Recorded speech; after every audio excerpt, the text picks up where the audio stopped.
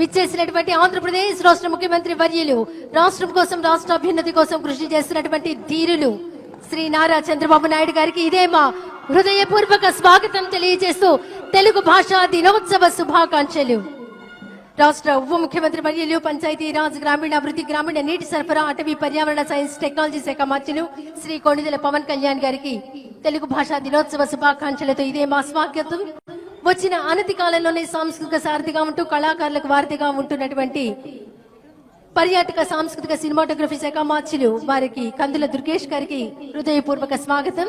అలాగే విచ్చేసినటువంటి సెంట్రల్ నియోజకవర్గ శాసనసభ్యులు బోండా ఉమామహేశ్వరరావు గారు, గన్నవరం శాసనసభ్యులు యాలగడ్డ వెంకట్రావు గారు, విజయవాడ పార్లమెంట్ సభ్యులు కేసినేని శివ గారు విచ్చేసినటువంటి వారందరికీ హృదయపూర్వకమైనటువంటి స్వాగతం.